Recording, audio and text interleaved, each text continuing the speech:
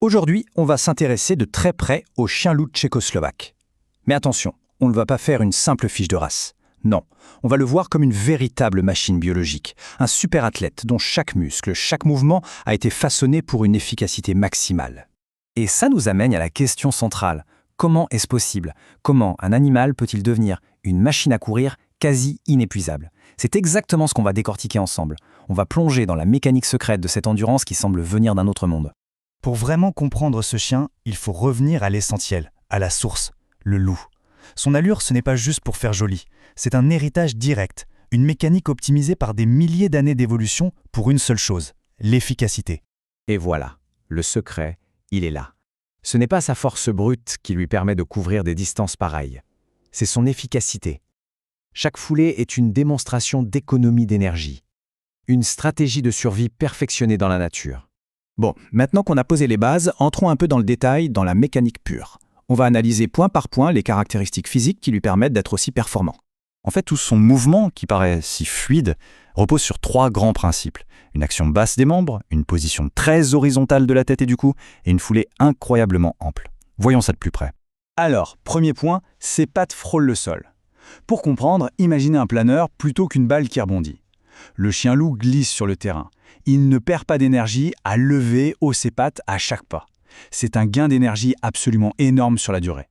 Deuxième clé, sa posture. Quand il court, sa tête et son cou s'alignent parfaitement avec son dos. Ça crée une ligne presque parfaite. Pourquoi? Pour être le plus aérodynamique possible, pour fendre l'air. Moins de résistance, c'est moins d'effort et donc plus d'endurance. Et enfin, il y a cette démarche un peu particulière qu'on appelle l'amble. C'est une allure où les 2 pattes du même côté avancent en même temps. C'est un peu sa vitesse de croisière. Ce n'est pas la plus rapide, mais c'est la plus économique pour les très très longues distances. C'est l'équipement de série du loup pour les marathons. Donc, si on combine ces 3 éléments, eh bien, on obtient un athlète d'exception. On a vu la théorie, comment ça marche. Maintenant, passons à la pratique. Concrètement, ça donne quoi en termes de performance? Les chiffres sont assez impressionnants. 100 km. Voilà. Laissez ce chiffre infuser un instant. 100 km. Ce n'est pas une simple balade du dimanche, c'est un ultramarathon. Pour lui, c'est presque une formalité. Et ces 100 km, il ne fait pas que les finir, il les avale en moins de 8 heures. Si on fait le calcul, ça veut dire qu'il tient une moyenne de plus de 12 km/h pendant 100 km. C'est juste incroyable. On pourrait croire que l'exploit s'arrête là, mais en fait, non. Le plus spectaculaire, ce n'est peut-être même pas la course elle-même, mais ce qui se passe juste après avoir franchi la ligne d'arrivée. Et voici la preuve, regardez bien ce graphique. Après son effort de 100 km, le chien loup tchécoslovaque est prêt à repartir en seulement 3 ou 4 heures. Comparez ça à un berger allemand, il lui faut 10 à 12 heures pour se remettre d'une course 2 fois plus courte. C'est là qu'on voit toute l'efficacité de sa biologie.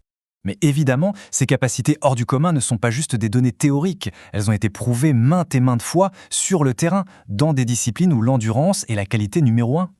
Que ce soit dans les sports comme le canicross, dans les opérations de recherche et sauvetage où il faut pister pendant des heures, ou même, plus surprenant, dans l'histoire des courses de chiens de traîneau, il a toujours brillé par son endurance. Et ce fait historique est particulièrement parlant. En 1988, ils ont carrément battu des races nordiques, les spécialistes du traîneau, sur leur propre terrain de jeu. Ça a été la preuve ultime que leur endurance n'était pas juste une caractéristique, mais un véritable avantage au travail.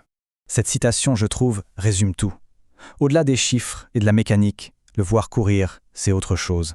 Il y a une sorte de poésie dans son mouvement, un rappel constant de ses origines sauvages. C'est l'incarnation de la liberté.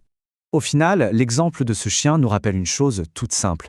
La nature est le plus grand ingénieur qui soit. Il est la solution parfaite au problème de l'endurance sur longue distance. Et ça laisse songeur combien d'autres super-pouvoirs de ce genre sont là, juste sous nos yeux, et attendent simplement qu'on prenne le temps de les comprendre.